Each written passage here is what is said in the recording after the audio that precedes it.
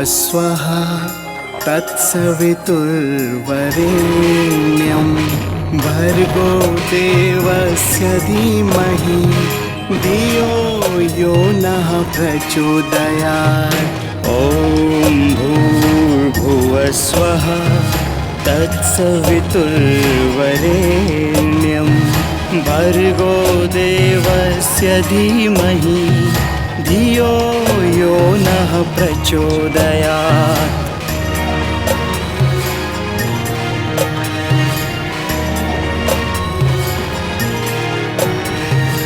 ॐ भूर्भुवस्वः तत्सवितुर्वरेण्यं भर्गो देवस्य धीमहि धियो यो नः प्रचोदयात्।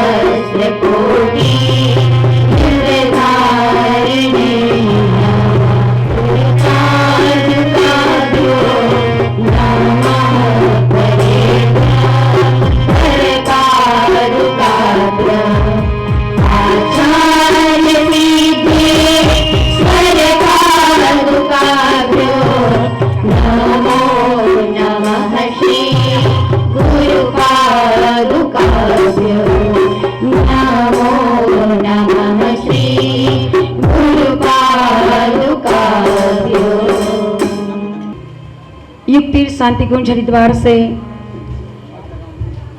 परम पूज्य गुरुदेव प्रबंधनीय माता जी की बहुत दिव्य तप की पूंजी को लेकर हम सभी के बीच उपस्थित है। एक बार वही परम सत्ता को भाव से हम आवाहित करते हैं, स्वागत करते हैं। स्वागतम स्वागतम स्वागतम। अपना हाथ ऊपर उठाते हुए भाव से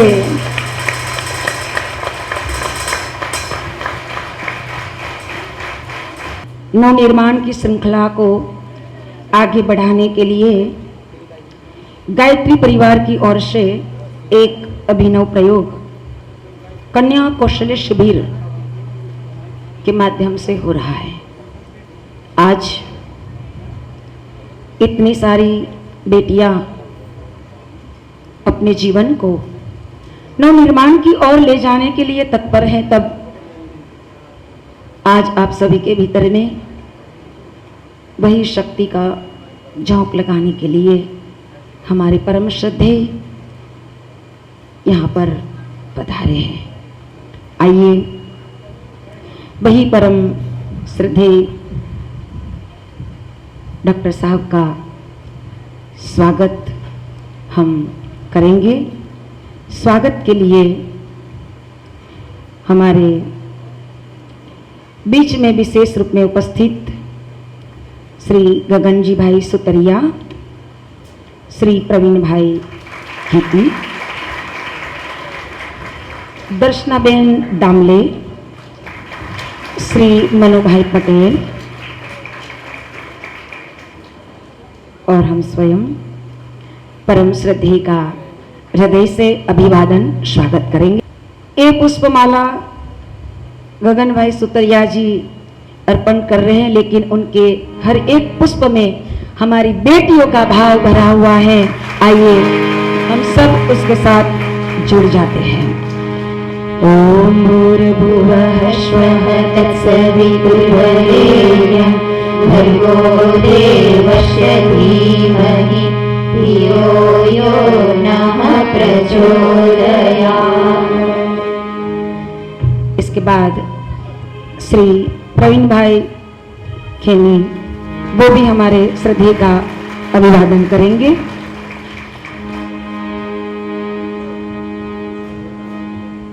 दर्शनाबेन दामले, जिन्होंने अपनी गोद को फैला दिया मां गायत्री की तरह, हम सबको बिठा दिया।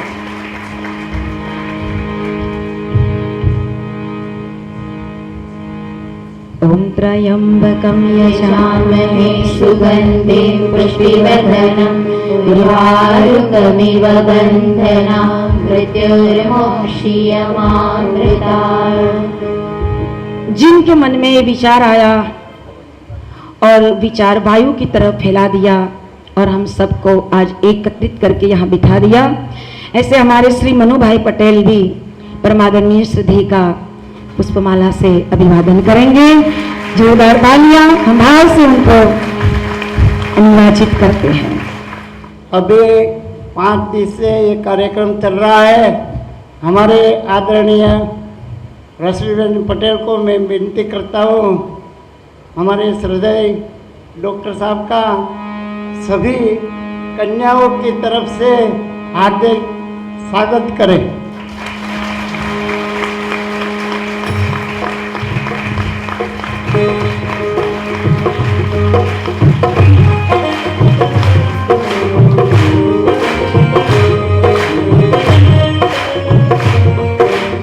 आइए हम सब अपनी श्रद्धा से भी परम श्रद्धेय आदरणीय डॉक्टर साहब का अभिवादन कर रहे हैं। साथ में पधारे हुए हमारे श्री शरद पारधी जी भाई साहब, जो बचपन से ही अपने पिता के साथ मथुरा आते जाते रहते थे और परम पूज्य गुरुदेव के साथ चलते चलते उनके काम में लग गए। बड़े सौभाग्य से गुरुदेव से उनको दीक्षा भी ली और महाराष्ट्र के नागपुर में ही वो रहते हैं, निवासी हैं, लेकिन समर्पण गुरु के चरणों में किया। सन 2000 से अपना पूरा समय शांति कुंज में दिया है। कहा गया है कि बार बार उनको गुरुदेव बुलाते रहते थे, क्योंकि वो एक बहुत बड़ा आर्किटेक्ट इंजीनियर बने। शांति कुंज का निर्माण भी उन्हीं की निगरानी में होता रहा और निर्माण विभाग में वो अपना पूर्ण संविधान देकर जवाबदारी निभा रहे थे। आज देव संस्कृति विश्वविद्यालय में स्टेट ऑफिसर बन के वो वाइस चांसलर बनकर परमादरणीय श्रद्धेय डॉक्टर साहब के कई कामों को वो भी जुटा रहे हैं। साथ में अखंड ज्योति और कई पुस्तकों को मराठी में ट्रांसलेट करने का भी काम उन्होंने संभाला। इतनी आयु होने के बाद भी उनके भीतर में गुरुदेव के काम के प्रति इतनी श्रद्धा, त्याग और समर्पण है।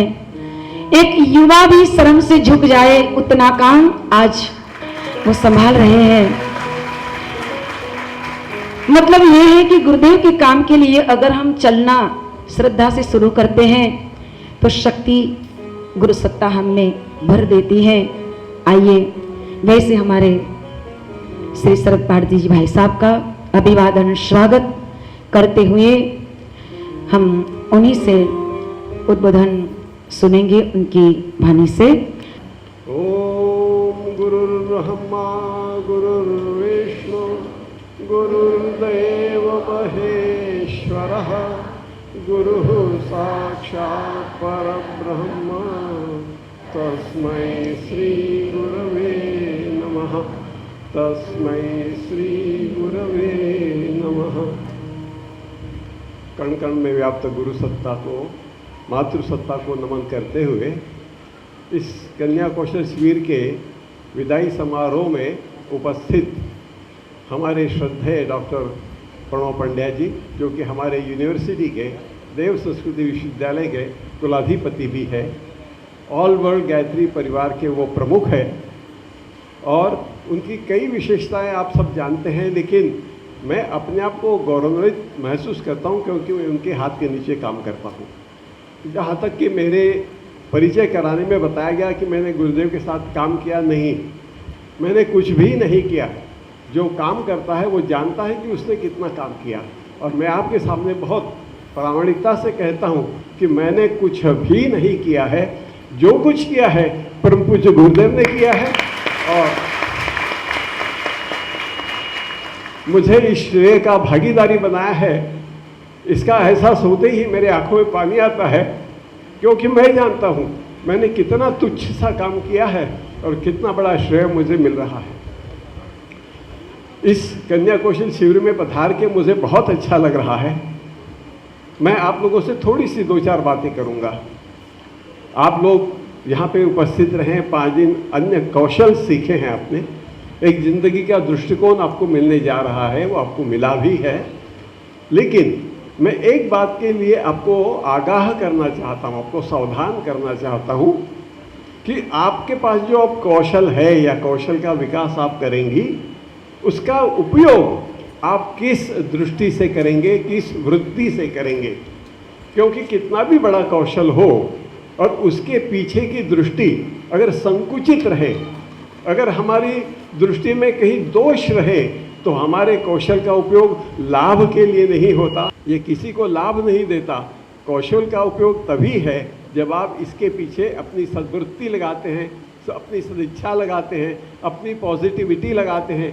आपके सत्कर्म और सद्विचार जिसके पीछे लगे रहते हैं, वही कौशल सबसे ऊंचा होता है।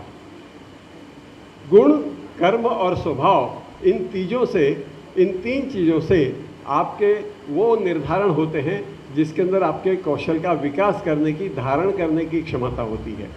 आपको पता है आपको बहुत चीज़ें दी जा रही हैं, आप ले भी रहे हैं। आपको ये सब चीज़ें लेके आप रखेंगे कहाँ? आप इसको ग्रहण कर रहे हैं, धारण कहाँ करेंगे?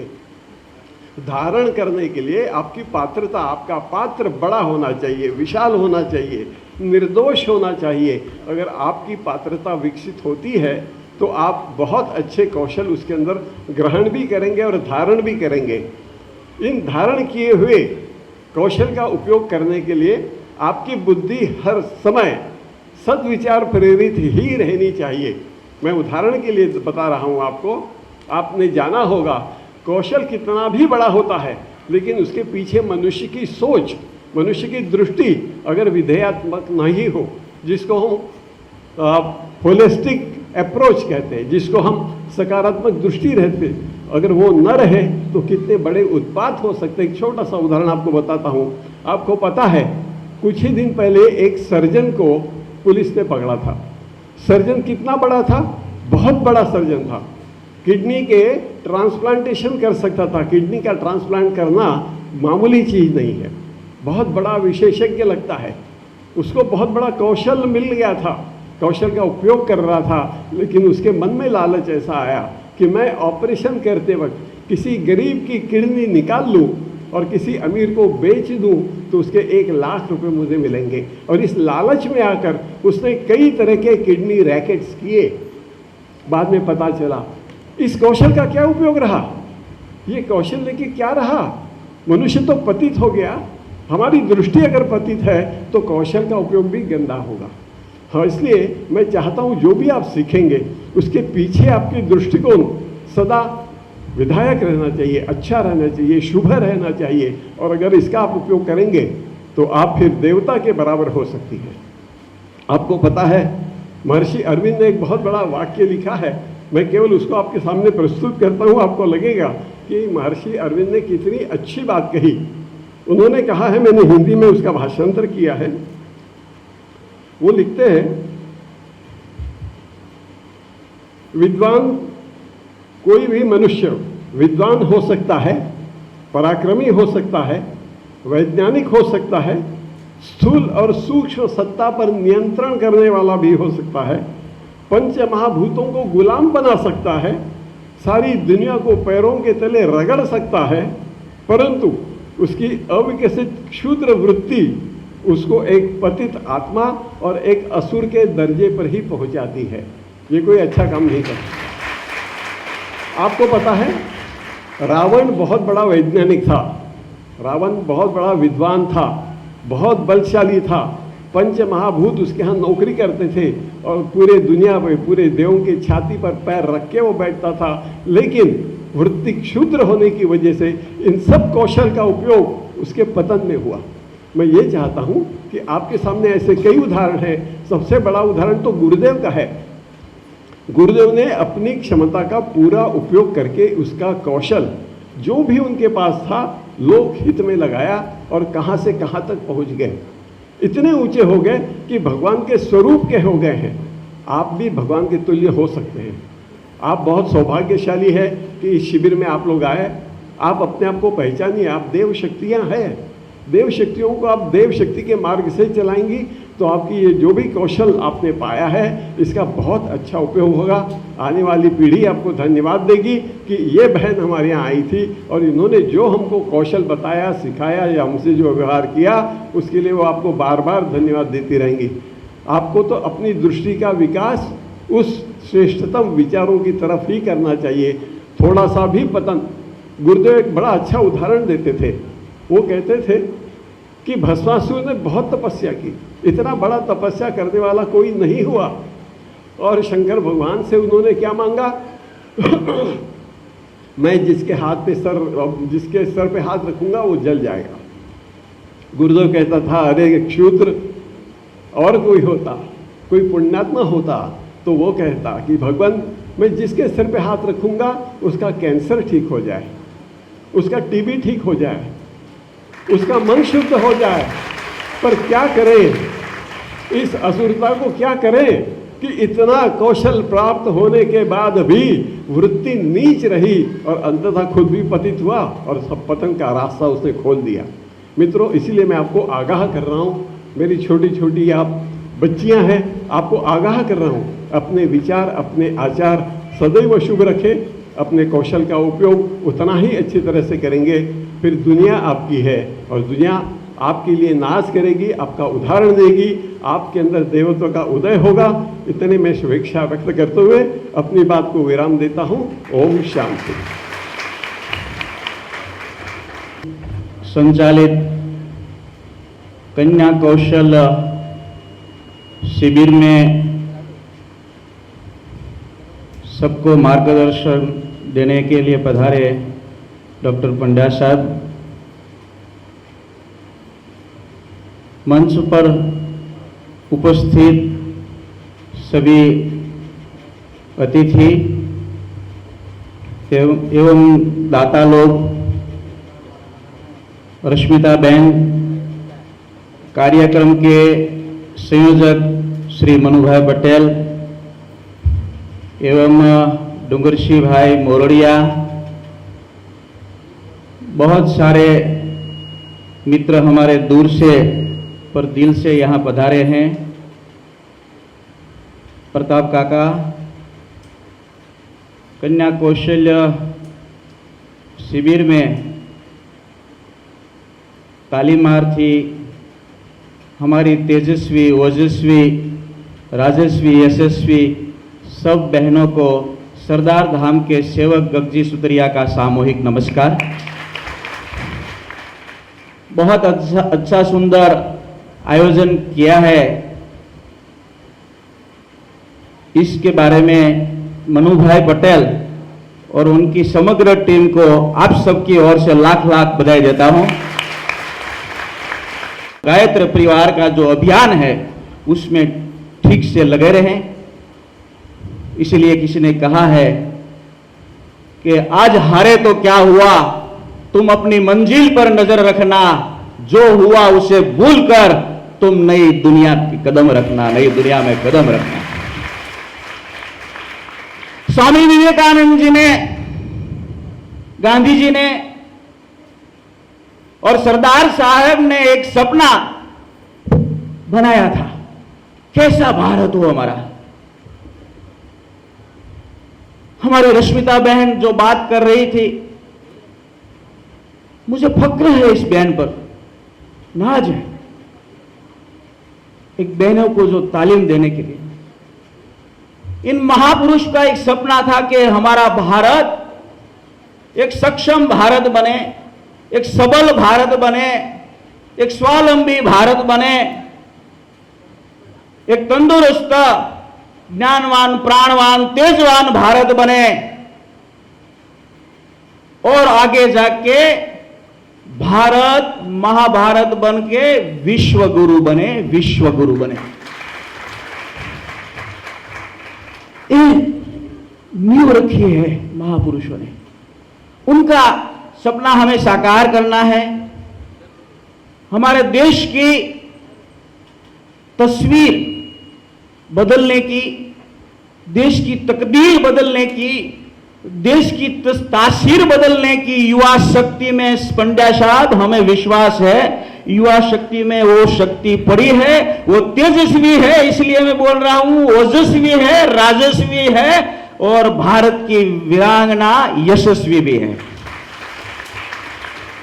मुझे युवा शक्ति पर नाज है, गर्व है। ज्यादा समय नहीं लेते हुए सरदार धाम के सेवक के रूप में मैं आप सबको शुभकामना देता हूं। आप निरव शांति, परम आनंद और ज्ञान का अनुभव करें, जीवन में पूर्णता प्राप्त करें और कोई भी मुश्किल में पीछे नहीं हटे, आत्मविश्वास से काम करे। इसलिए किसी ने कहा है कि जिनको दुनिया की कोई घटना, दुर्घटना, विघटना, सुघटना हिला नहीं सकती, वो सारी दुनिया को हिला सकता है साहब, सारी दुनिया को हिला सकता है। हम वीर पुरुष के संतान हैं। मुझे तो एक एक बहन में वीरांगना लक्ष्मीबाई दिखाई देती है, सीता जी दिखाई देता है, मां उमा दिखाई देती है।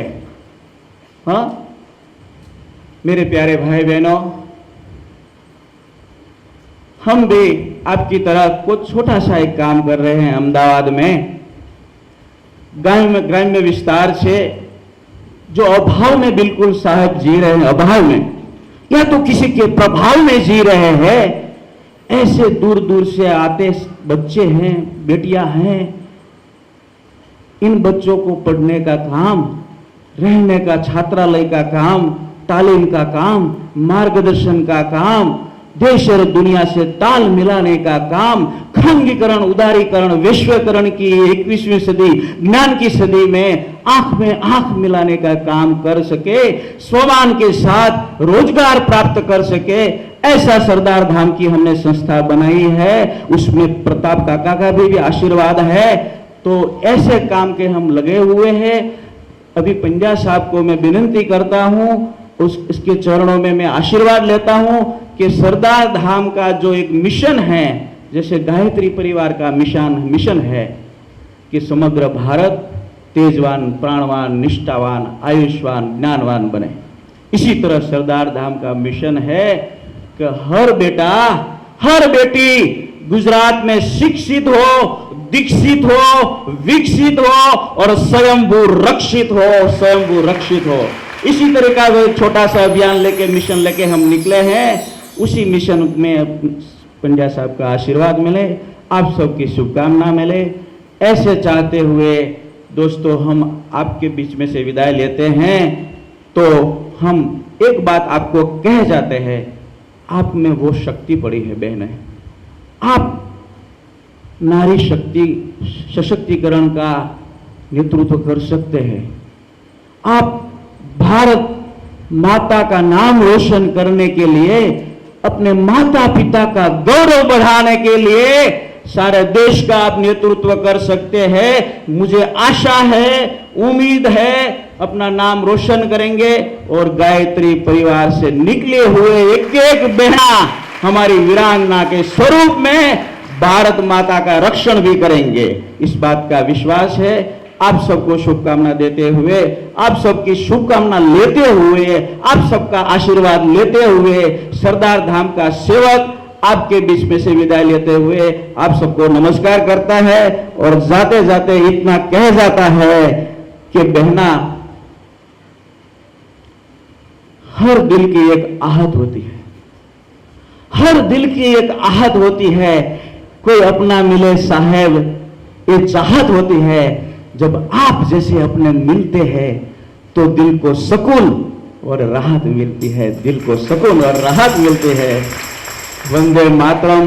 जय हिंद, जय हिंद। धन्यवाद। सरदार धाम के सेवक के रूप में उन्होंने सेवा के ये कार्यों को भी सराहना करते हुए सभी को इस सेवा के ये कार्य में अपना भी कुछ योगदान देने की बात भी समझाई और अपने भीतर में पड़ी हुई शक्तियों को जगाते हुए आगे बढ़ने की भी बात हमें समझाई।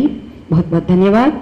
आपके कार्य में हमारी गुरुसत्ता आपको भी बहुत सफलता दे। इस भाव के साथ आइए, जिनकी राह हम कई दिनों से देख रहे थे, हमारे भीतर में कई तड़पन थी, उम्मीदें थी, और आज वही परम गुरु सत्ता के शक्ति को लेकर हमारे बीच परमादरणीय श्रद्धेय डॉक्टर साहब पधारे हैं। भाव से एक बार उनका हम अभिवादन स्वागत करते हैं। कहा गया है कि जल में बूंद मिले उसे हम नीर कहते हैं, जल में बूंद मिले उसे हम नीर कहते हैं, चावल में दूध मिले तो उसे हम खीर कहते हैं। लेकिन इस शुभ अवसर पर हमारे श्रद्धेय मिल जाए वही तो उसे तकदीर कहते हैं, उसे हम तकदीर कहते हैं, उसे हम तकदीर कहते हैं। आज हमारा ये परम सौभाग्य है कि हमारे बीच परमादरणीय श्रद्धेय डॉक्टर साहब पधारे। इसी नाम से हमने कई बार इन दिनों में उनको याद किया। जिनको याद करते हैं वो आ जाते हैं। पहले दिन आपको बताया था कि मरीज को कहाँ जाना चाहिए, हॉस्पिटल। लेकिन हम इतने मरीज हो चुके ताकि हमारे बीच डॉक्टर खुद चल के आ गए। आपको याद होगा कि डॉक्टर क्या करता है, अगर कुछ शरीर के हिस्सा बिगड़ जाता है तो ऑपरेशन करके डॉक्टर उसको निकाल देते हैं। आज इस शरीर के लिए तो कई सारे डॉक्टर मिल जाएंगे, लेकिन इस संसार में आकर इस मानव शरीर धारण करके इस मानवता के लिए योग्य ना हो, ऐसे कई चीज अगर हमारे भीतर में पड़ी हैं, तो आज इस डॉक्टर साहब से हम ये प्रार्थना करेंगे हमारे अंतर का ऑपरेशन कर दे, ताकि उसमें जो कुछ अयोग्य चीज है वो निकल जाए और हम अच्छे मानव के रूप में उभर आए। हमारे परम पूज्य गुरुदेव युग ऋषि, युग दृष्टा, वेद मूर्ति तपोनिष्ठ पंडित श्री राम शर्मा आचार्य जी, अखिल विश्व गायत्री परिवार के प्रणेता प्रवर्तक, उनका उद्घोष था 21वीं सदी उज्जवल भविष्य, मानव में देवत्व का उदय और धरती पर स्वर्ग का अवतरण। इस मानवता के लिए जो भी काम छोड़ के गए हमारे गुरुदेव, वह काम को हमारे परम आदरणीय श्रद्धेय डॉक्टर साहब ने संभाल लिया। जब से इस डोर को अपने हाथ में लिया, अखिल विश्व गायत्री परिवार के प्रमुख स्थान में बैठकर इस मिशन को इतना आगे बढ़ाया, इतना आगे बढ़ाया, युवा शक्ति को ललकारा, और आज केवल भारत ही नहीं, देश विदेशों में इस युवा शक्ति अपने लगन से इस मिशन को आगे बढ़ाने का काम कर रही है। तो ये मार्गदर्शक राहबर हमारे परम आदरणीय श्रद्धेय डॉक्टर साहब रहे। देव संस्कृति विश्वविद्यालय हमारे गुरुदेव का एक स्वप्न था कि यहाँ भी तक्षशिला और नालंदा की तरह एक विश्वविद्यालय हो। हमारे परम आदरणीय श्रद्धेय ने परम पूज्य गुरुदेव के वह स्वप्न को साकार करने के लिए, मुझे याद है कि जब हम 1997 में हम डॉक्टर साहब को जब मिलने गए, तब डॉक्टर साहब ने हमसे ये बात की थी कि देखो बेटा, अब तो विश्वविद्यालय बनने जा रही है, अब चिंता की बात नहीं है, बहुत सारी बेटियां बेटे इस विश्वविद्यालय में पढ़ेंगे। आपको भी विश्वविद्यालय के बारे में बताया, कई सारे प्रांत से वहां पर आपकी जैसी बेटियां बेटे पढ़ रही हैं। बहुत बड़ा परम सौभाग्य ये है कि विश्वविद्यालय में हर कोई यूनिवर्सिटी होती है, इसमें क्लास चलते जरूर होंगे, लेकिन देव संस्कृति विश्वविद्यालय का एक अनोखा ढंग है कि वहां पर हमारे कुलपति के रूप में रहने वाले हमारे परम आदरणीय श्रद्धेय उन बच्चों के पास बैठकर गीता की क्लास लेते हैं और गीता में सिखाए गए सभी बातों को उन बच्चों तक पहुंचाते हैं। जब हमारे परम श्रद्धेय की गीता की क्लास के लेक्चर हम सुनते हैं तो ऐसा लगता है कि जैसे कुरुक्षेत्र के मैदान में एक अर्जुन को गीता सुनाने के लिए कृष्ण खड़े हुए थे, लेकिन आज इस भारत के अनेक अर्जुनों को इस गीता का ज्ञान देने के लिए हमारे कृष्ण रूप परम आदरणीय श्रद्धेय वही ज्ञान सुनाते रहते हैं। हमने उनके पास बैठने का चाहे 2 मिनट या 5 मिनट क्यों ना मिलती हो, लेकिन उस समय में हमने उसके भीतर की वही सरलता सहजता को हमने पाया है।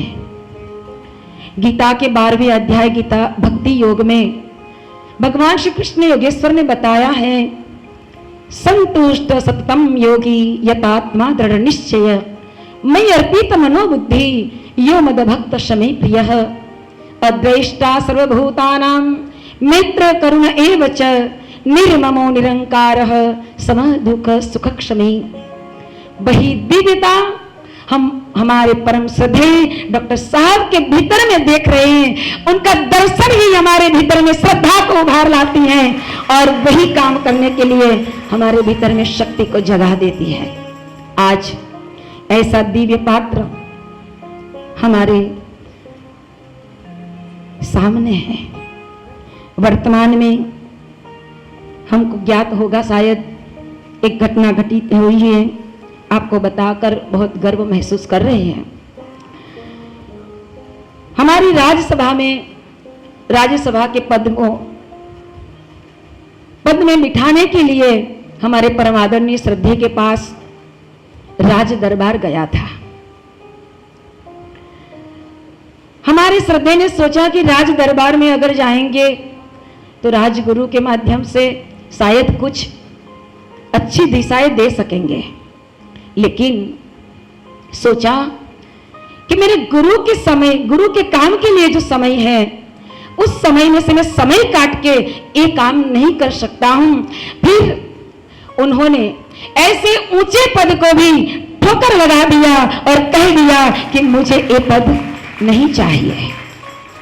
आज उसी पद के लिए कई सारे लोग करोड़ों रुपया देकर उस पद की चाहत को अपनी पूरा करते हैं, लेकिन हमारे परम श्रद्धेय डॉक्टर साहब ने उसको भी ठोकर लगा दिया और साबित कर दिया कि राजतंत्र के ऊपर धर्मतंत्र रहता है, धर्मतंत्र के ऊपर राजतंत्र नहीं रहता है। इस बात को याद करके बहुत भीतर से आनंद भी होता है और निरंतर गुरु के काम में बिना थके बिना रुके बिना शरीर की पीड़ा को याद करके वो निरंतर अपने गुरु की सेवा में अनवरत चलते रहते हैं। इस भारतवर्ष की यात्रा और साथ साथ में विदेश की यात्रा, कहीं पर कोई अश्वमेध है, कहीं पर ऐसी गोष्ठी है, कहीं पर कार्यकर्ता सम्मेलन है, क्या क्या हर जगह हर प्रांत में कितना काम चल रहा है और ऐसे कामों के लिए वो अपने बिल्कुल परवाह किए बिना निरंतर चलते रहते हैं। हमारे गुरुदेव ने इसलिए तो कहा था औरों के हित जो जीता है, औरों के हित जो मरता है, उनका हर आंसू रामायण प्रत्येक कर नहीं जीता है। औरों के हित जो जीता है, औरों के हित जो मरता है, उनका हर आंसू रामायण प्रत्येक कर नहीं जीता। पूरी गीता को अपने जीवन में उन्होंने पचाई है और बहुत अच्छी तरह से भगवान श्री कृष्ण की भांति गीता का संदेश हम सबको दे रहे हैं। आज वही प्यार को लेकर हम सब बच्चियों के भीतर में वही प्यार जगाने के लिए आज यहाँ पर आए हैं। वैसे तो सरिता सागर को मिलती है, लेकिन आज प्यार का सागर चल के यहाँ आए हैं। तो हमारा ये सौभाग्य है, बस हम एक बूंद के प्यासे हैं। तू प्यार का सागर है,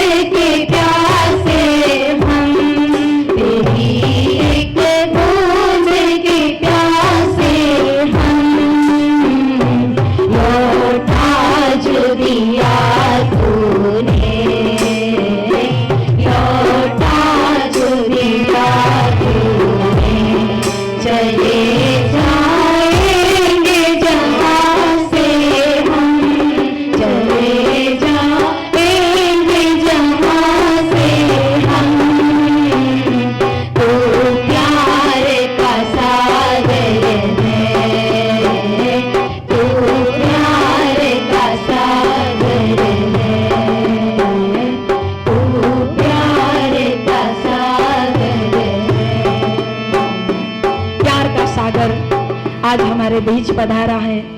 हम एक एक बूंद को प्राप्त कर लेंगे और वही प्यार को लुटाने के लिए सारे दुनिया में चल पड़ेंगे।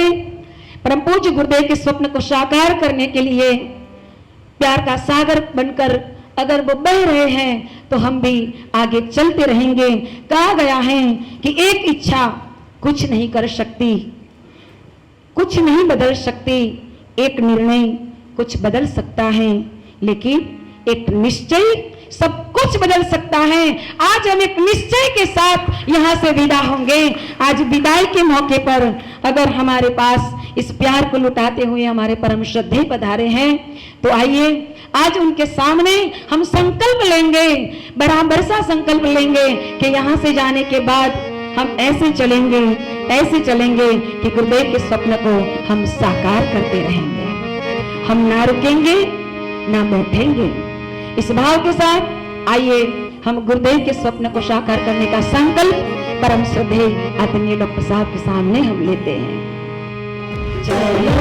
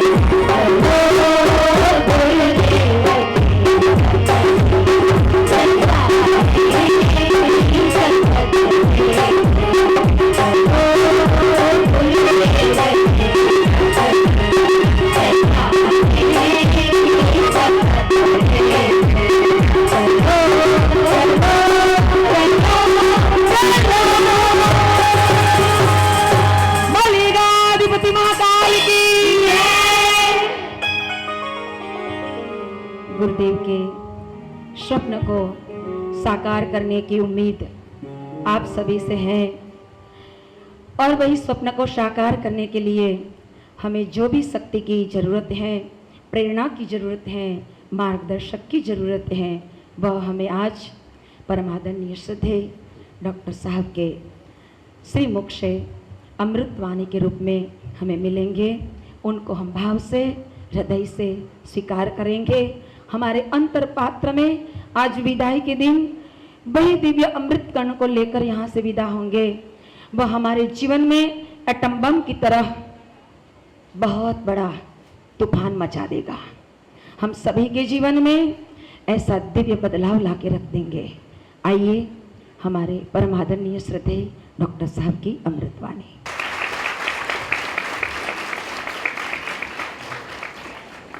सभी कमर सीधी कर लें, दोनों हाथ गोद में रखें, बायां हाथ नीचे, दायां हाथ ऊपर। प्रार्थना करें कि हमारी बुद्धि सन्मार्ग की ओर चले। हम हमेशा सही सोचें, गलती से भी कभी दुर्बुद्धि हमारे ऊपर आक्रमण न करे। दुर्बुद्धि मौका देखती है और हमारी कमज़ोर मनोभूमि को देखकर हमारे ऊपर आक्रमण कर देती है, और तब हम ईर्ष्या रखते हैं, द्वेष रखते हैं, अहंकार आ जाता है। ऐसी स्थिति में हमारा पतन होने लगता है। अगर हमें उत्थान करना है, निरंतर बढ़ते चले जाना है, तो हमें हमेशा सद्बुद्धि को जीवन में उतारना पड़ेगा। वो हमें यश भी देगी, हमें वैभव भी देगी, हमें दुनिया भर का सम्मान देगी। ये आपके ऊपर है कि आप क्या चुनते हैं।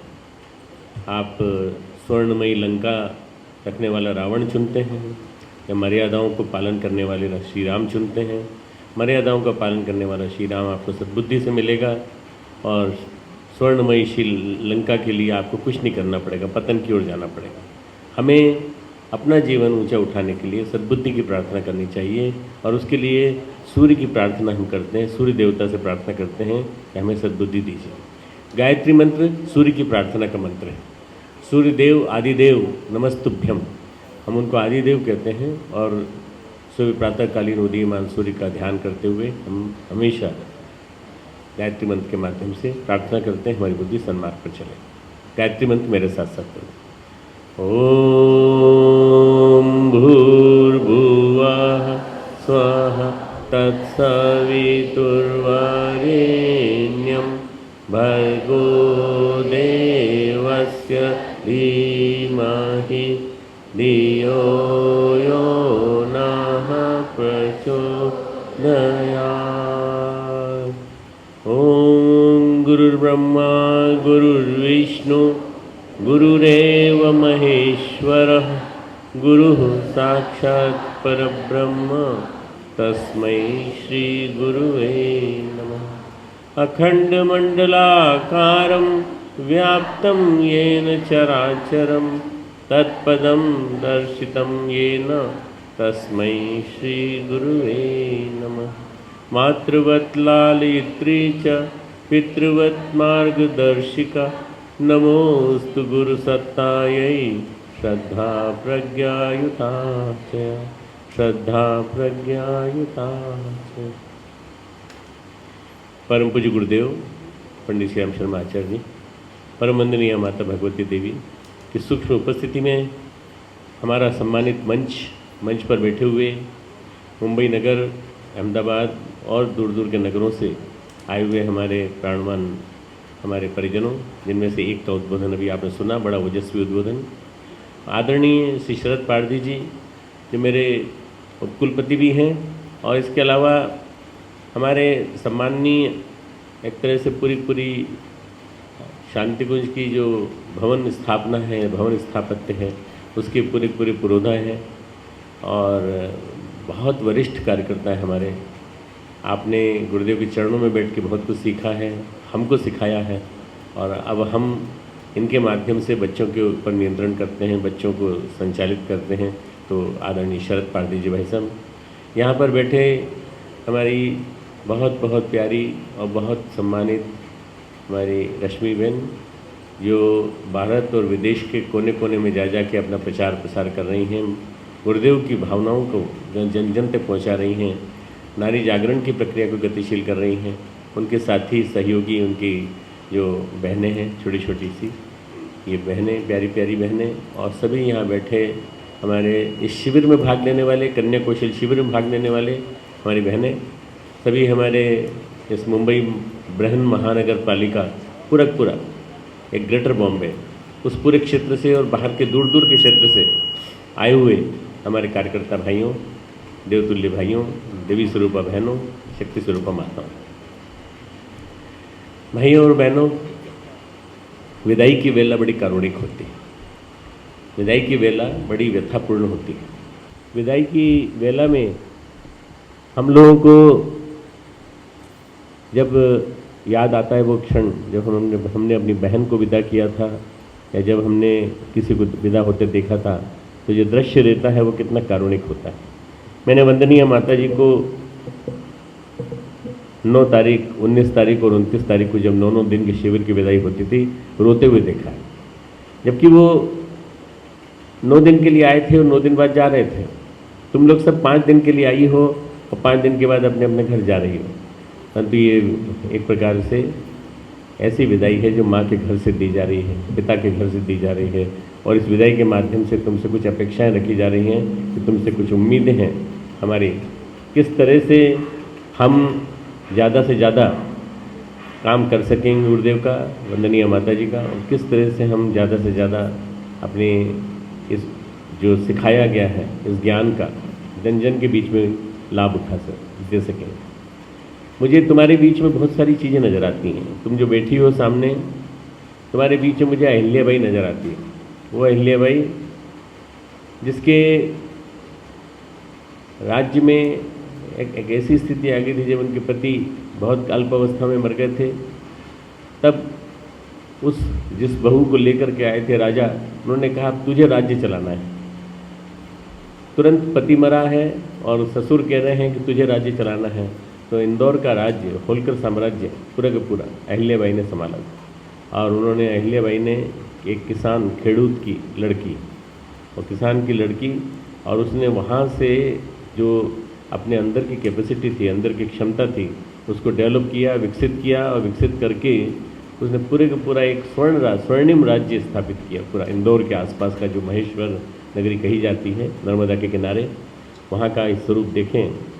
मैं करीब 12 साल तक MBBS MD किया मैंने, तो मैंने वहीं पढ़ा मैं इंदौर में, और देवी अहिल्याबाई यूनिवर्सिटी से ही मैंने डिग्री ली। मैंने इंदौर में देखा है कि किस तरह से उस इंदौर नगर को बसाया गया, कितना सुंदर बसाया गया। और वो बसाने वाली केवल इंदौर नगर ही नहीं, बल्कि इंदौर राज्य को बसाने वाली वो अहिल्याबाई थी। कोई पुरुष उनके साथ सहयोगी नहीं था, अकेली उसने अपने बलबूते, और ऐसे क्षण भी आए जबकि उसको बहुत ही दुर्घर्ष निर्णय लेने पड़े। उसको पता चला दुराचार के बारे में जो उनके बेटे के द्वारा संपन्न हुआ था। उन्होंने एक क्षण भी देर नहीं लगाई, और उन्होंने उसके बाद उस पुत्र को दंड दिया, बड़ा भीषण दंड दिया, बड़ा भयावह दंड दिया, जो मैं बताना नहीं चाहता। वो दंड दिया, और चूँकि राजा किसी का नहीं सगा नहीं होता, राजा राजा होता है, और राजा रानी होने के नाते, राजा होने के नाते उसने वो अपना जो कार्य करके दिखाया, वो बहुत बड़ी बात है। तो मैं तुम्हारे अंदर अहिल्याबाई की झांकी देख रहा हूँ। तुम्हारे अंदर से कोई न कोई एक अहिल्याबाई बन के निकल के बाहर आएगी, और देखते देखते भारत की आज जो स्थिति हो रही है, आज नारी की जो दुर्वस्था हो रही है, आज जो संसद में बैठे हुए लोग निर्णय नहीं ले पा रहे हैं, और निर्णय न ले पाने के कारण आज जो स्थिति हो रही है पूरे देश की, उसमें निर्णय ले पाने के लिए तुम लोग सक्षम हो सको।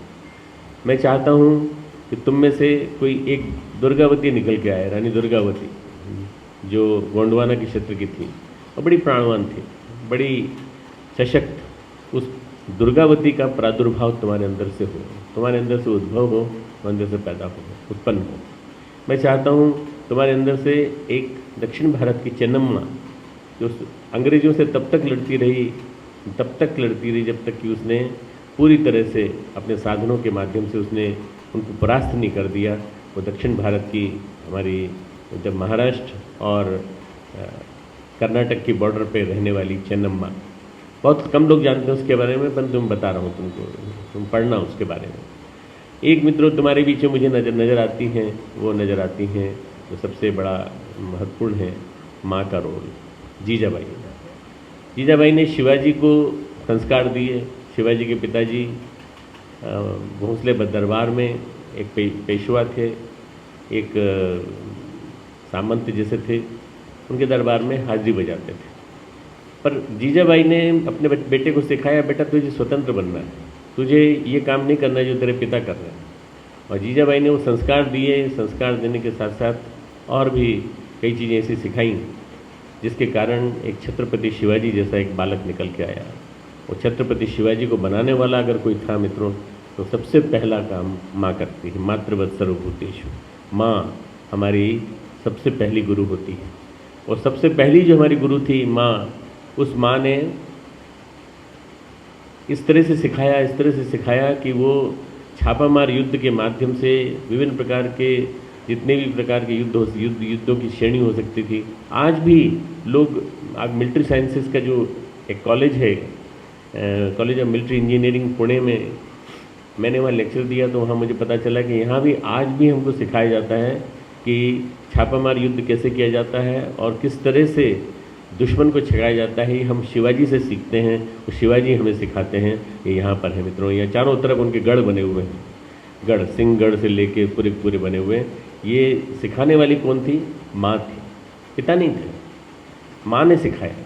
मैं पिता की अवमानना नहीं कर रहा हूँ, पिता अपनी जगह है, पिता का रोल है, अपनी जगह अभिनय है, अपना अभिनव प्रयास है, पर माँ जीजाबाई थी और जीजाबाई ने जो काम किया बड़ा सुगढ़ प्रयास किया। मित्रों, आपको जब भी आप विवाह के बाद माँ बने तो माँ बनने के बाद आपको जीजाबाई का रोल प्ले करना है और एक ऐसी श्रेष्ठ संतान को जन्म देना है जो भारत के लिए देव मानव दे सके। आने वाले समय में देव मानवों की ज़रूरत पड़ेगी और वो देव मानव तुम्हारे पास मिलेंगे। अपने गर्भ में रख कर के उनको वीर प्रसूता जैसे संस्कार देना और वो संस्कार देना जिससे कि वो उनके अंदर के शक्ति के स्रोत जो हैं वो जगे हुए हों। ऐसा काम करने का काम तुम लोग कर सकते हो। मुझे तुम्हारे अंदर एक मार्गरेट नोबल नज़र आती जिसका नाम था भगिनी निवेदिता, स्वामी विवेकानंद की शिष्या।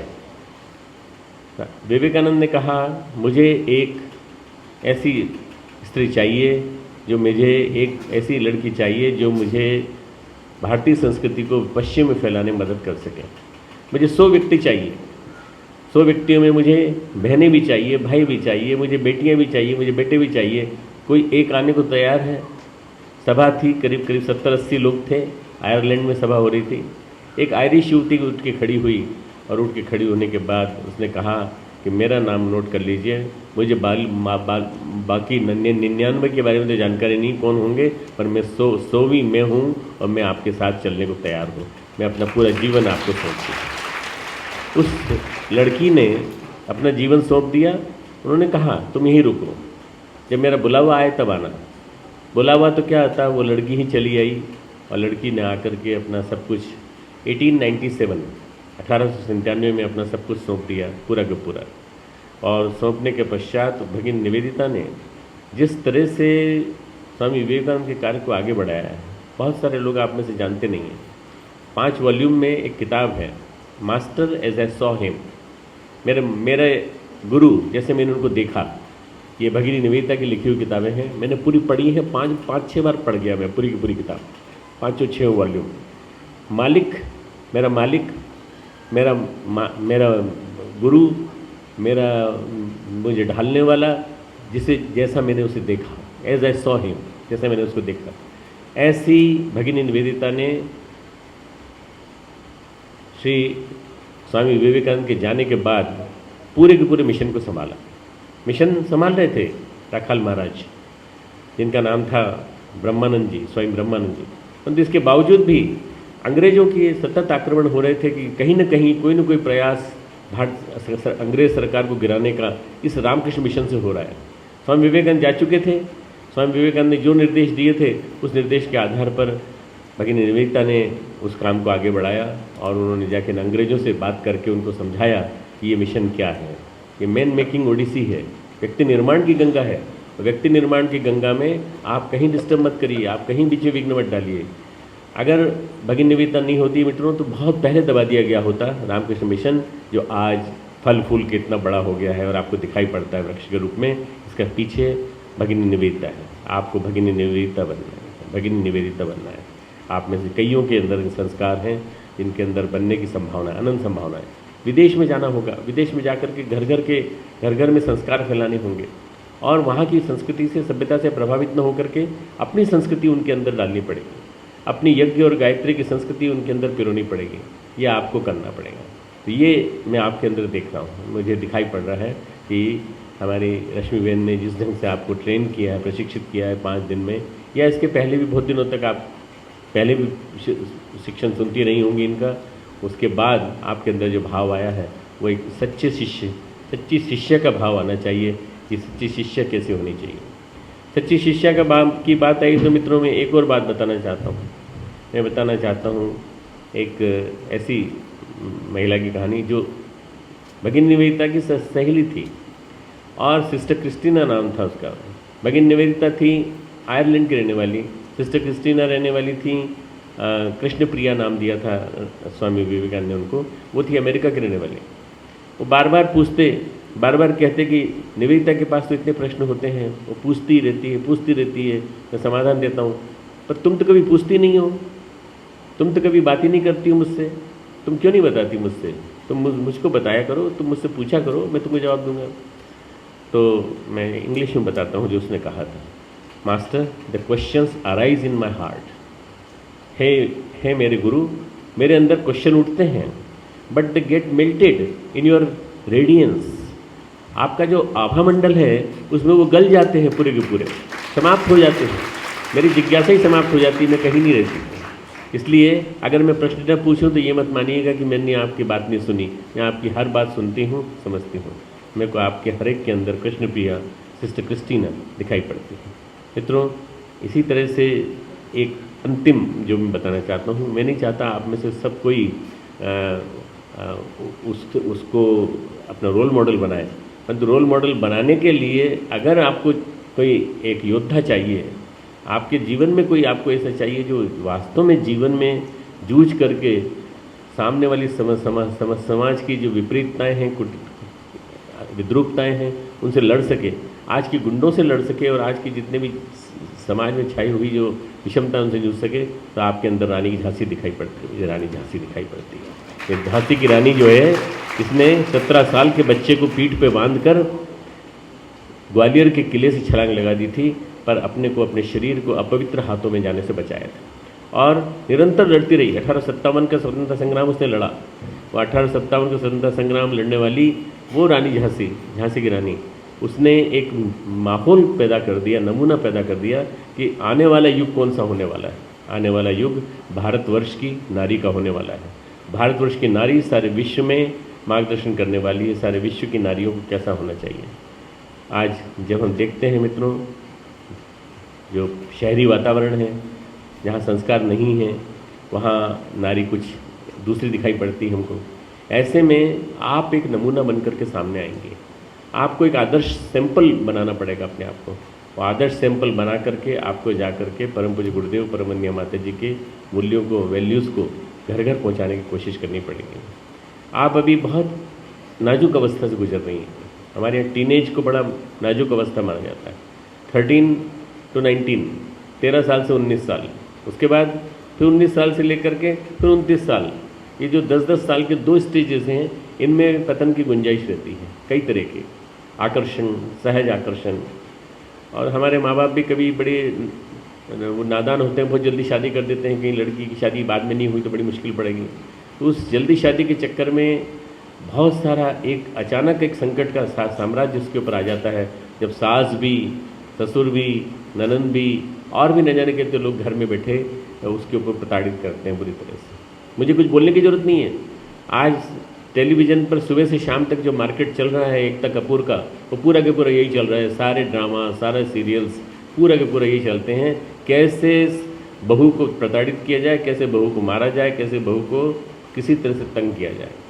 ये इस जाल में फंसने के पहले आप अपने आप को मजबूत बना लीजिए, मजबूत बनाइए और जा कर के अपनी माँ को भी बदल सकें। सास आपकी माँ है, ननंद आपकी बहन है उसको भी बदल सकें, और अपने आप को इतना पावरफुल बनाइए, इतना आत्मविश्वास संपन्न बनाइए कि आप जाकर के वहाँ उनके अंदर भी चेंज पैदा कर दें कि देखो बदलाव लेकर के मैं आई हूँ और मैं तुम सबको बदल के रहूँगी, मुझे किसी के ऊपर शासन नहीं करना, मुझे किसी का आधिपत्य नहीं करना। ये शादी के बाद जब स्थिति आती तब की बोल रहा हूँ। शादी के पहले स्थिति आती है जब हम किसी किशोरावस्था के लड़के के साथ पढ़ते हैं, उसका एक क्षणिक आकर्षण हमको कभी कभी प्रभावित कर देता है।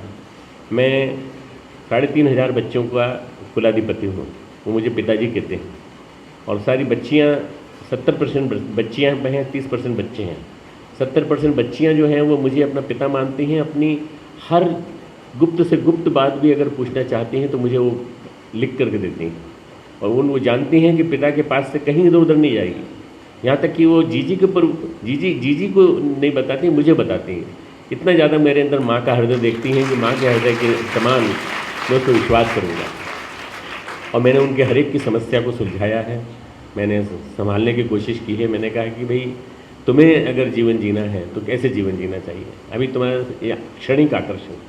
आज क्या हो गया है, फैशन परस्ती और इसके ज़माने में जब गोरा होना या सुंदर होना ही एकमात्र मापदंड माना जाता है, उसमें आपको कोई भी प्रभावित कर सकता है और कोई भी वाक्यों से प्रभावित कर सकता है। आज सोशल मीडिया एक्टिव है, व्हाट्सएप है, फेसबुक है और न जाने कितनी तरह की चीज़ें हैं। एक फेसबुक जो है इसने आदमी को एक नया चेहरा दिखा दिया है कि तुम्हारे घर की अंदर बैठी हुई तुम्हारी पत्नी भी तुमको धोखा दे सकती है। एक पति और एक पत्नी दोनों फेसबुक पे अलग अलग काम करते थे, अपने कंप्यूटर पे काम करते थे।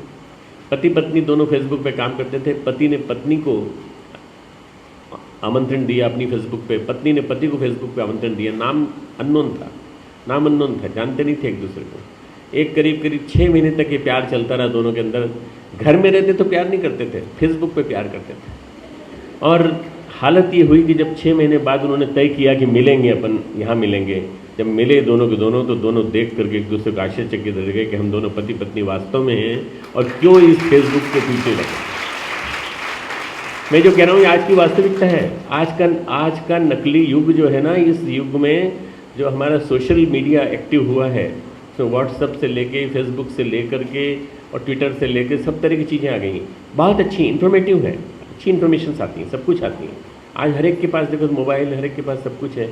पर इन सब चीज़ों से दूर रहकर, इन सब चीज़ों के दुरुपयोग से दूर रहकर क्या आप अपने आप को एक आध्यात्मिक दृष्टि से संपन्न बना सकती हैं? क्या अपनी आध्यात्मिक प्रगति कर सकती हैं, उन्नति कर सकती हैं? परम पूज्य गुरुदेव ने प्रतिभा परिष्कार के 4 सूत्र दिए। प्रतिभा परिष्कार के 4 सूत्र दिए। पहला सूत्र है अपनी क्षमता का विकास, बिल्डिंग द कैपेसिटी। अपनी क्षमताओं का अभिवर्धन करो, अपने आप को ऊंचा उठाओ। कैसे करें? ज़्यादा पानी आएगा पात्र में तो उसके लिए क्या करें? बड़ा गहरा पात्र लीजिए, ज़्यादा बड़ी बाल्टी लीजिए। अगर गहरा पात्र बनना है तो गहरा पात्र बनने के लिए आपको अपने आप को डेवलप करना पड़ेगा। और developing the capacity depends upon, निर्भर करती है आपके अंदर साधना करने का मात्रा कितना है। यदि साधना करेंगी तो आप निश्चित रूप से मान करके चलिए कि आपके अंदर विकसित होती चली जाएगी कैपेसिटी। तो पहली चीज़ है कैपेसिटी डेवलपमेंट। कैपेसिटी डेवलपमेंट के बाद दूसरी चीज़ आती है रिफाइनमेंट ऑफ पर्सनैलिटी, व्यक्तित्व का परिष्कार। व्यक्तित्व को परिष्कृत बनाइए, जितना ज़्यादा हो सके उतना परिष्कृत बनाइए। और परिष्कृत करने के लिए क्या करना पड़ेगा? अपने अंदर गुणों का विकास, श्रेष्ठ गुणों का विकास। मुस्कुरा के बात करिए, सामने वाले से मिलिए तो हमेशा उसके गुणों की तारीफ करिए, कभी किसी की आलोचना मत करिए। ये छोटी छोटी चीज़ों से रिफाइनमेंट ऑफ पर्सनैलिटी अगर होती चली जाएगी तो देखते देखते आदमी के जीवन में बदलाव आने लगेगा, आपके सबके जीवन में बदलाव आने लगेगा। रिफाइनमेंट ऑफ पर्सनैलिटी, व्यक्तित्व का परिष्कार। तीसरा जो मित्रों है जो आपको अपने जीवन में विकसित करना चाहिए वो है मैनेजरियल कैपेबिलिटी, व्यवस्था बुद्धि का विकास। व्यवस्था बुद्धि हमारे अंदर आ जाए, व्यवस्था करना आ जाए। जाके सीधे चौके में जाके खाना बनाना है, ये करना ये मत सोचो। तुम्हें बहुत कुछ काम करना है। समाज के नवनिर्माण की सारी प्रवृत्तियाँ आज बड़ी बड़ी IPS ऑफिसर्स कर रही हैं, बड़े बड़े IAS ऑफिसर्स कर रही हैं। ऐसी लड़कियां कर रही हैं जो लेफ्टिनेंट बनी, आर्मी मेजर बनी, कैप्टन बनी, मेजर बन रही हैं और कर्नल बनने जा रही हैं।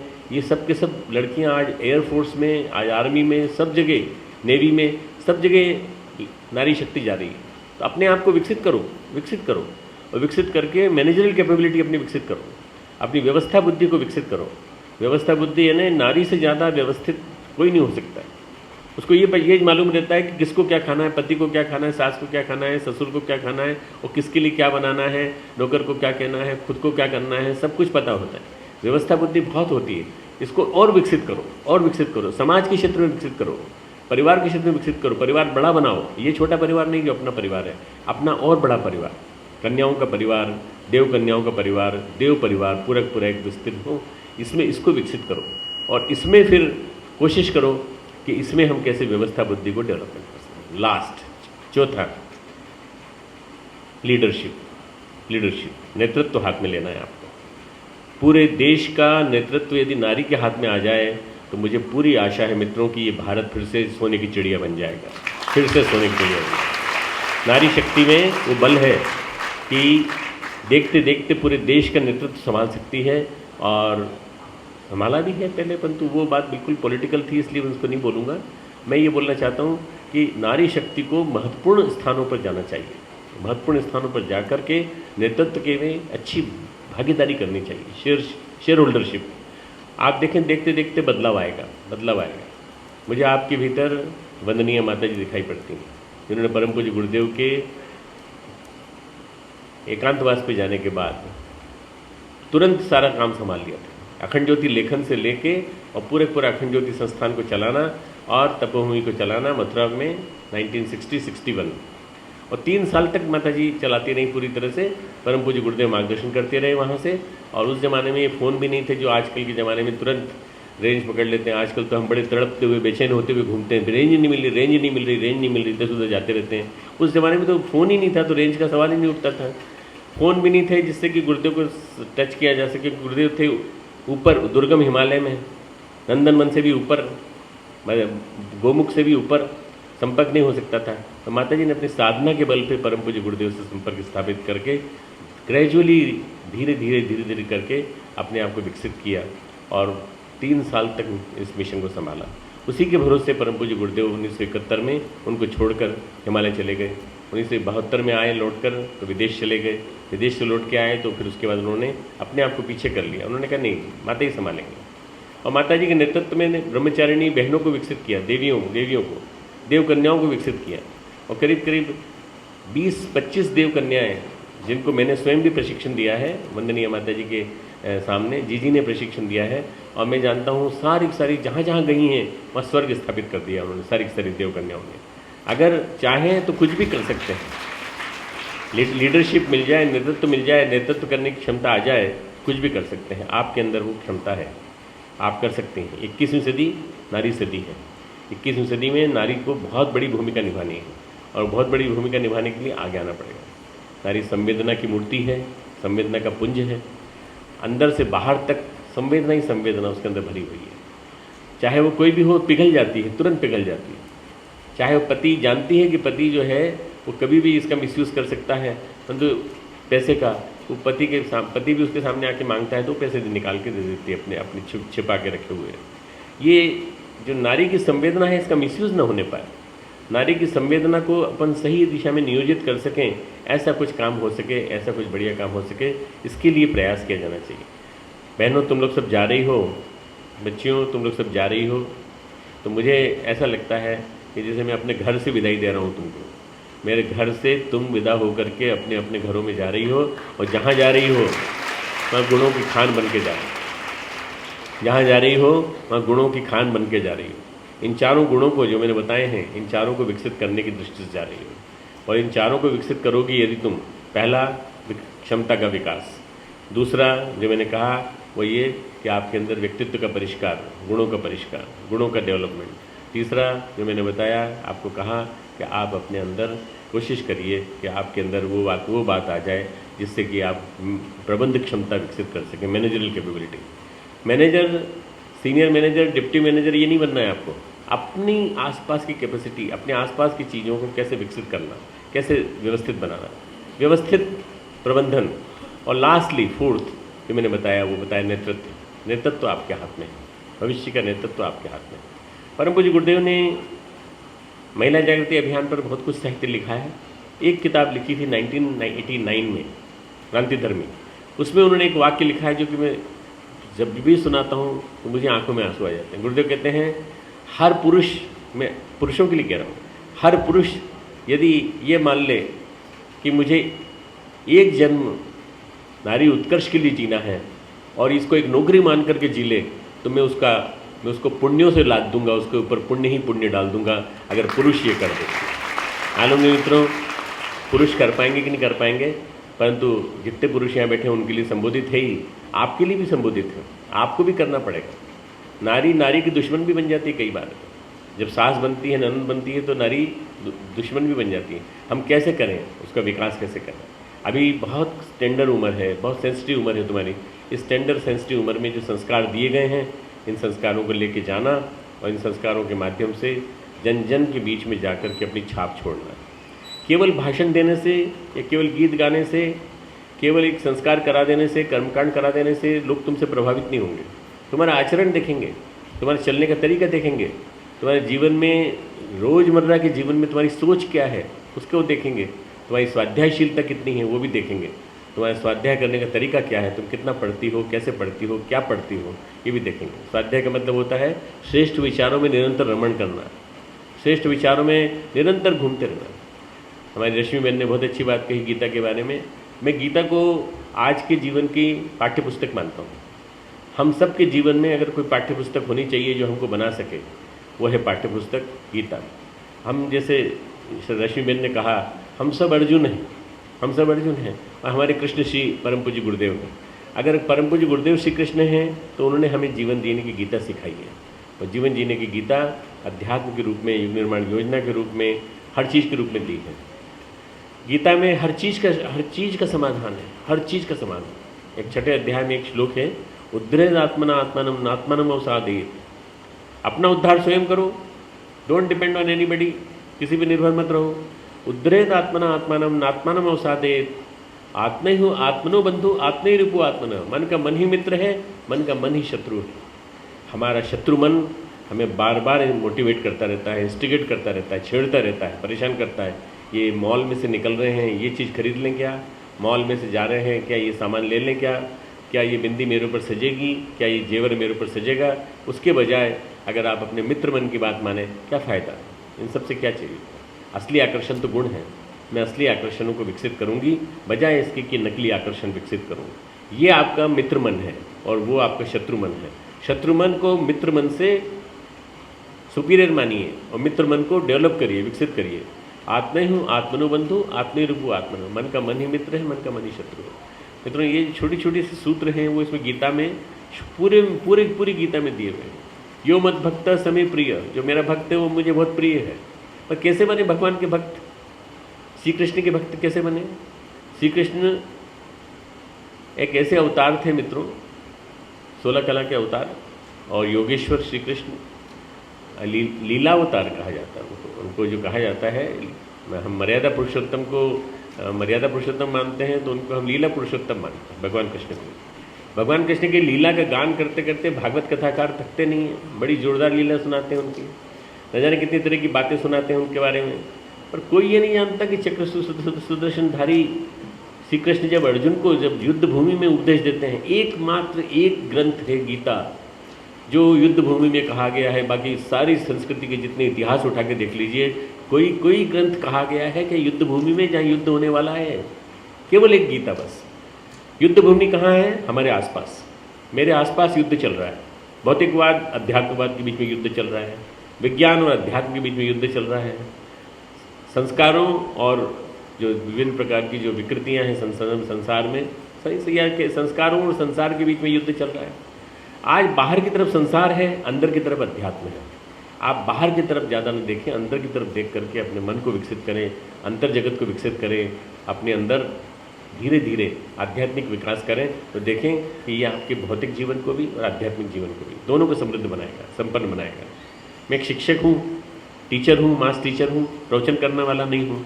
इसलिए टीचर होने के नाते सारी बातें ऐसे समझाता हूँ जैसे एक टीचर समझाता है अपने स्टूडेंट्स को। तो मैं एक टीचर होने के नाते, एक कुलाधिपति होने के नाते, चांसलर होने के नाते, अपने बच्चों का जैसे मार्गदर्शन करता हूँ ऐसे तुम्हारा मार्गदर्शन कर रहा हूँ। तुम में से किसी बच्चे को आगे पढ़ना हो, किसी बच्चे को आगे और भी कुछ पढ़ने का मन हो, तो मेरी यूनिवर्सिटी में उनके लिए जगह खाली है, आप आ सकती हैं। मेरी विश्वविद्यालय एक नहीं, विश्वविद्यालय का मतलब क्या होता है, विश्व भर में फैला हुआ विद्यालय। तो मैंने एक विश्वविद्यालय बनाया हरिद्वार में। अब मेरे को सात राज्यों से मेरे को अपील आ रही है कि 7 राज्यों में विश्वविद्यालय बनाने के लिए आपको हम जमीन दे रहे हैं। उन 7 राज्यों में देव संस्कृति विश्वविद्यालय जैसा विश्वविद्यालय बना के दिखाइए, हम सारी पैसे की व्यवस्था कर देंगे, आप सारे साधन होंगे। मित्रों, ये जो विश्वविद्यालय बनेंगे, इन विश्वविद्यालयों में जरूरत पड़ेगी पढ़ाने वाली शिक्षिकाओं की, संस्कारवान शिक्षिकाओं की। जितना अच्छा बच्चियाँ पढ़ा सकती हैं उतना अच्छा पुरुष नहीं पढ़ा सकते, जितना अच्छा हमारी महिलाएं पढ़ा सकती हैं उतना अच्छा हमारे पुरुष नहीं पढ़ा सकते, क्योंकि ये भाव संवेदना को पिरो करके पढ़ाएंगे। इसलिए मैं समझता हूँ कि आप लोगों के लिए जगह बहुत सारे स्थान खाली हो रहे हैं जहाँ पे आप पढ़ने के लिए आ सकती हैं, पढ़ाने के लिए आ सकती हैं। एक हम चेतना केंद्र बना रहे हैं यहाँ पर मुंबई में, जिसके लिए मैं आया हूँ आज। मैंने अभी तक उसका शुरुआत वाला हिस्सा देखा नहीं है, पर अब वहाँ भूमि पूजन हो चुका है और वहाँ पर खुदाई चालू हो चुकी है। इसी बरसात के पहले हम उसको फाउंडेशन डाल देंगे नीचे से, और उस चेतना केंद्र को हम 7 मंजिल का बनाएंगे, और हमारे मनु भाई की इच्छा है 14 मंजिल का बनाएंगे। कितनी भी मंजिल का बनाओ, 14 भुवन का बनाओ, 14 मंजिल का बनाओ, चाहे कितने भी हिस्से के बनाओ, पर उसमें नारी स्वावलंबन, नारी शिक्षण, नारी संस्कारों का शिक्षण हो वहाँ पर। और वहाँ रश्मिबेन वहाँ आकर के जब वहाँ आपको उद्बोधन दे, वहाँ समझाए, वहाँ सिखाए, तो बहुत अच्छा लगेगा। आने वाले 3 साल के अंदर हम बना के खड़ा कर देंगे। 3 साल के अंदर ये निर्माण खड़ा हो जाएगा। और इसमें जो सानपाड़ा में बनने जा रहा है, इसके लिए मैं यहाँ बैठे हैं, मंच पे बैठे हैं, इन सभी से कहता हूँ भाव भरा सहयोग दें। ऐसे स्थान बार बार नहीं बनते। ये कोई शक्तिपीठ नहीं बन रहा, मंदिर नहीं बन रहा, ये टीचिंग सेंटर बन रहा है, टीचिंग इंस्टीट्यूट, जिसमें कि महिलाओं को कैसे ऊंचा उठा जाए, कैसे परिष्कृत किया जाए चिंतन, और उनको स्वावलंबी कैसे बनाया जाए।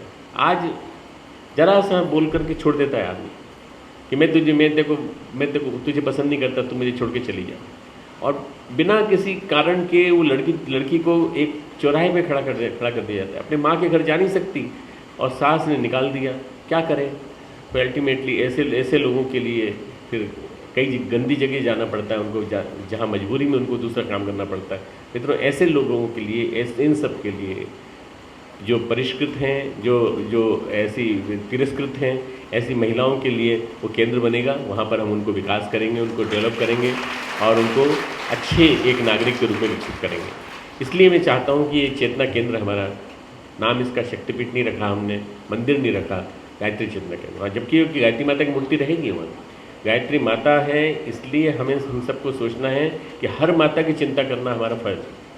हर माँ की, हर बहन की, हर पुत्री की, हर जो भी नारी शक्ति का प्रतीक है। क्योंकि नारी शक्ति हमको तब याद आती है जब हम दुर्गा सप्तशती पढ़ते हैं, चैत्र नवरात्रि मनाते हैं, आसो नवरात्रि मनाते हैं, तब हमको याद आती है नारी। बाकी हमको कभी नारी याद नहीं आती। हमको अपनी माँ की याद नहीं आती, जिस माँ ने हमको, हम मलमूत्र से सने हुए हमारे शरीर को धो करके अपने गले से लगाया था, धुला हुआ नहीं था पूरा तो भी लगाया था, क्योंकि माँ ने प्यार किया था हमें। माँ का स्वरूप यदि आप रख करके नारी का चलेंगे तो देवी, वास्तव में देवी की पूजा का समय, सही समय यही है। आने वाले 2016 से लेकर 2026 तक का समय 10 साल का बहुत खास समय है।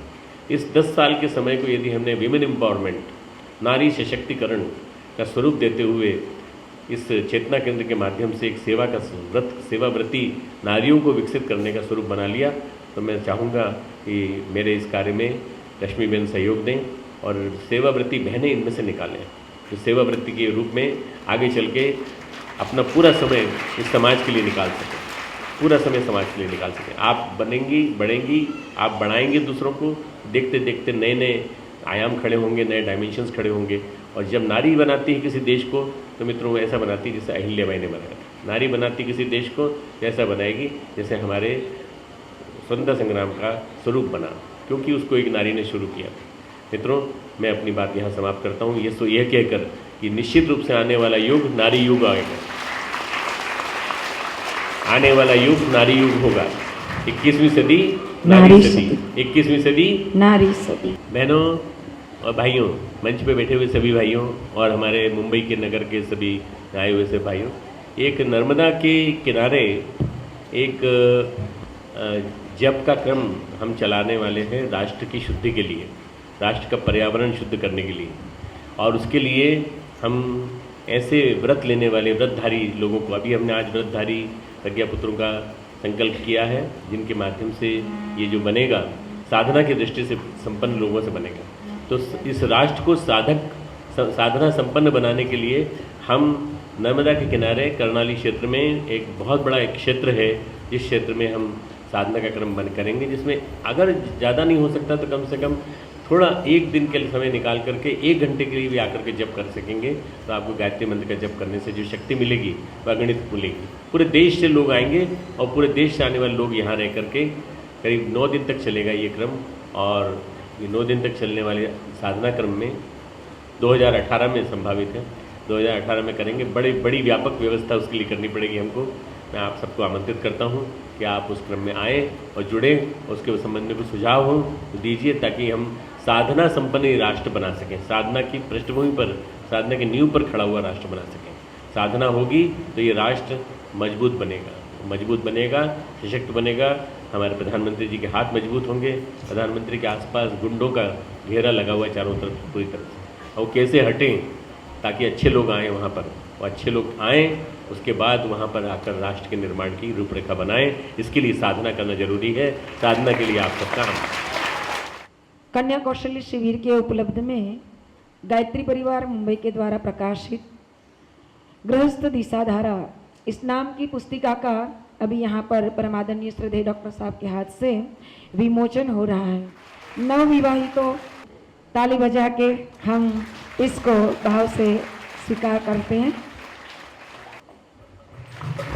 उनके साथ जुड़ेंगे।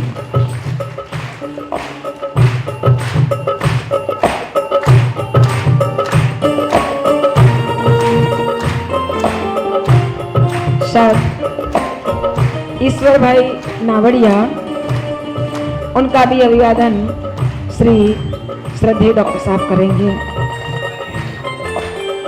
खिमजी भाई देवानी,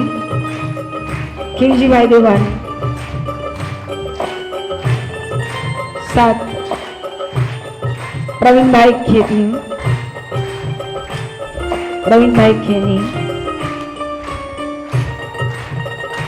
और गोविंद भाई गोटी जी।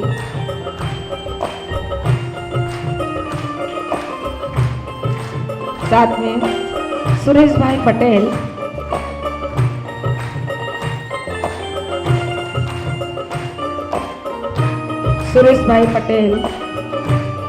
पोपटलाल मांगुडिया, अरविंद भाई टोडा, प्रताप भाई बुलाखिया दास पटेल, श्री पटेल प्रताप भाई बुलाखी दास पटेल,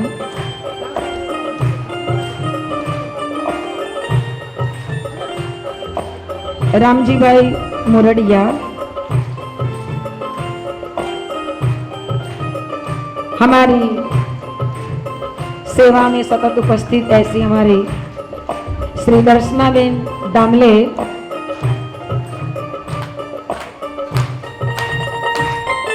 आएगी। अरविंद भाई दामले,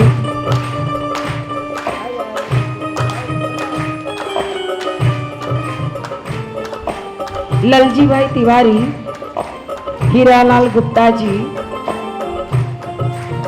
एवं हमारे मुंबई में प्रथम व्यक्ति ऐसा व्रतधारी जो है वो है मोहित भाई सक्सेना।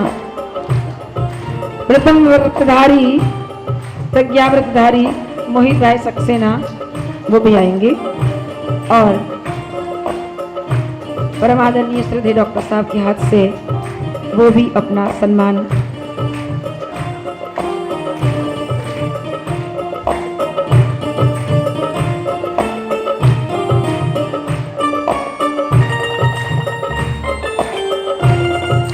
मुख्य यजमान हमारे जो रहे हैं श्री रमेश भाई पटेल, वो भी आएंगे। श्री रेणुकाबेन पटेल, लक्ष्मण भाई गोठी, श्रीमती जीवतीबेन लक्ष्मण भाई, श्री प्रताप भाई ठक्कर, श्रीमती हंसाबेन भूषण, श्री डोंगरसी भाई मोरडिया, श्रीमती चंपाबेन मोरडिया, श्री गोविंद भाई पटेल थाना, श्रीमती सुभद्राबेन गोविंद भाई, मुख्य यजमान में रहकर इन कन्या कौशल्य शिविर को बहुत अच्छा सहयोग और सम्मान दिया। उन सभी का भाव से परम आदरणीय श्रद्धेय डॉक्टर साहब सम्मान कर रहे हैं।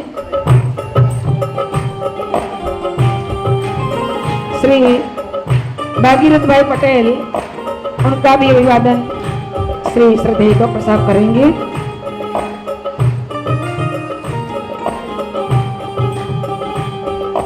श्री सीताराम भाई पटेल, उनका भी अभिवादन श्री डॉक्टर साहब करेंगे।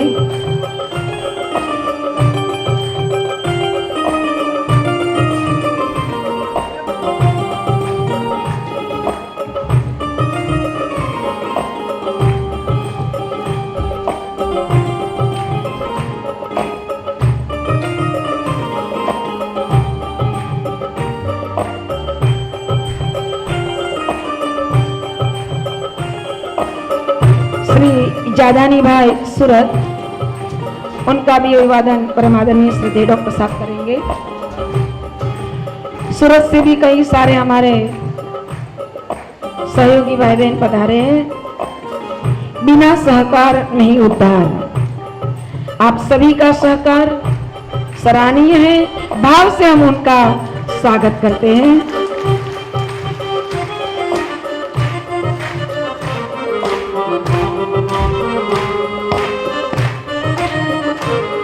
आइए प्यारी बच्चियां, आपने सभी के स्वागत के लिए अपनी बहुत अच्छी ताली बजा के स्वागत में सहकार दिया। हमारे परमादरणीय श्रद्धेय डॉक्टर साहब के कर कमलों द्वारा आप सभी के ऊपर पुष्पों की वर्षा होगी और आपका भी अभिवादन और स्वागत होगा।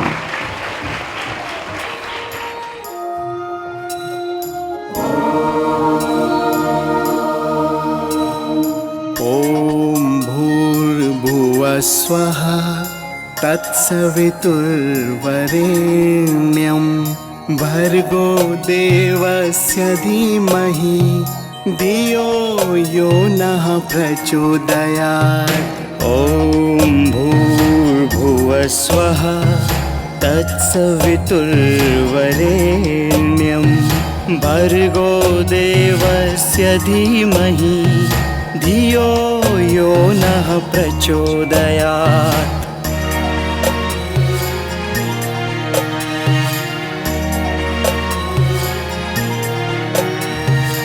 ॐ भूर्भुवस्वः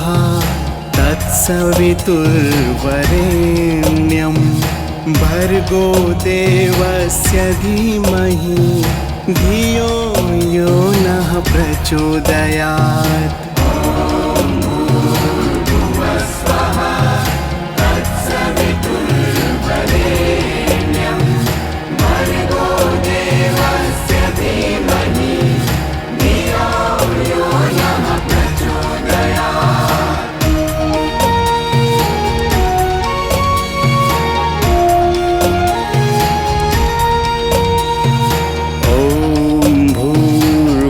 स्वः तत्सवितुर्वरेण्यं भर्गो देवस्य धीमहि धियो यो नः प्रचोदयात्।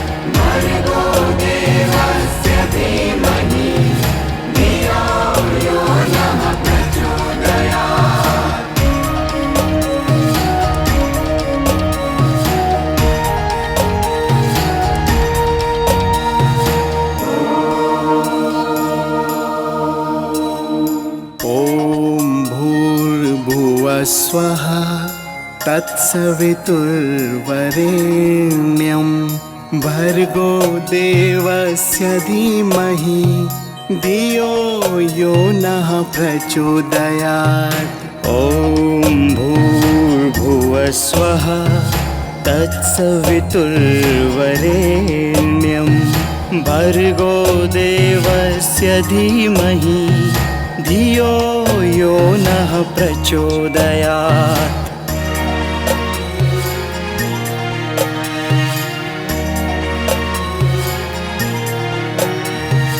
ॐ भूर्भुवस्वः तत्सवितुर्वरेण्यं भर्गो देवस्य धीमहि धियो यो नः प्रचोदयात्।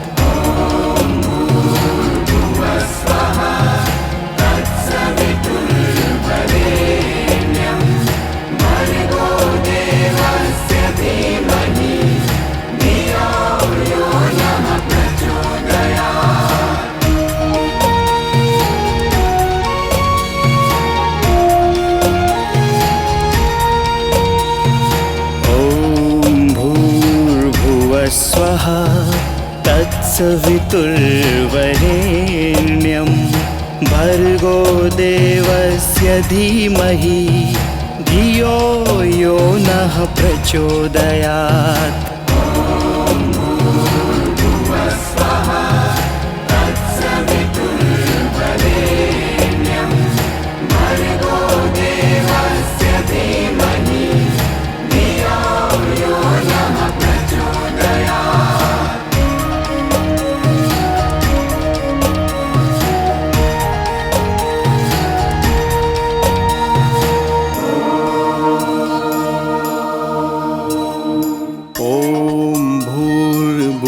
स्वः तत्सवितुर्वरेण्यं भर्गो देवस्य धीमहि धियो यो नः प्रचोदयात्। ॐ भूर्भुवस्वः तत्सवितुर्वरेण्यं भर्गो देवस्य धीमहि धियो यो नः प्रचोदयात्।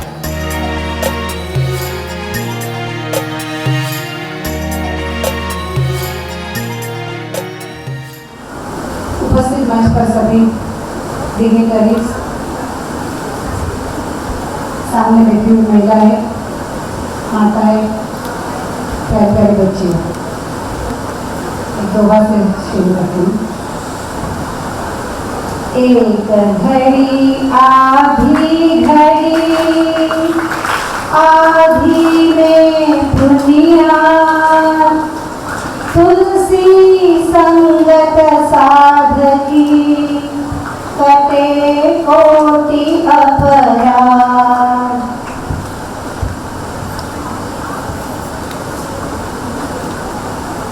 मेरे पास शब्द नहीं है, इतना सुंदर कार्यक्रम यहाँ हुआ है, बहुत ही आनंद हो रहा है। पता नहीं क्या बोलूं, फिर भी 2 मिनट बोलूं। ये जो सुंदर कार्यक्रम का आयोजन हुआ उसके पीछे मनु भाई का बहुत बड़ा परिश्रम है।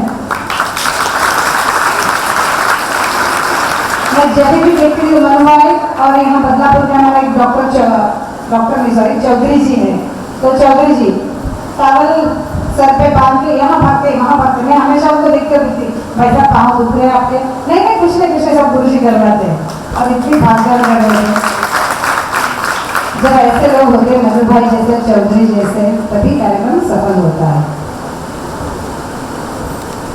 मुझे एक ही बेटा है, मगर आज इतनी खुशी होती है कि यहाँ 1000 बेटियों को विदाई में छोड़ना है।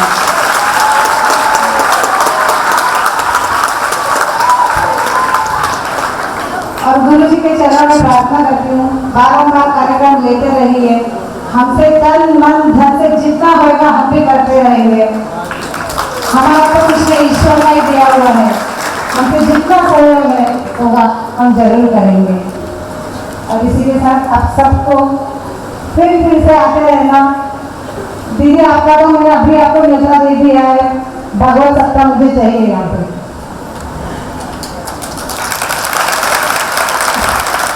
जितना हो सके हमने अच्छे से अच्छा देने का प्रयास किया है। धन्यवाद। जय गुरुदेव।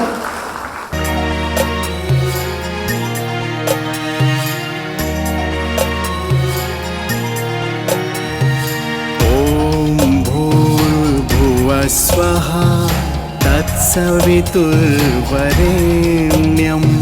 भर्गो देवस्य धीमहि धियो यो नः प्रचोदयात्।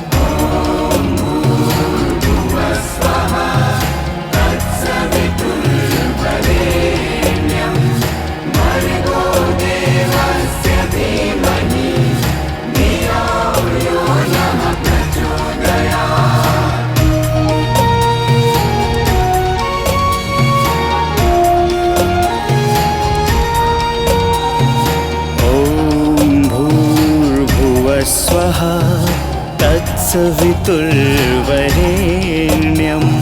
भर्गो देवस्य धीमहि धियो यो नः प्रचोदयात्।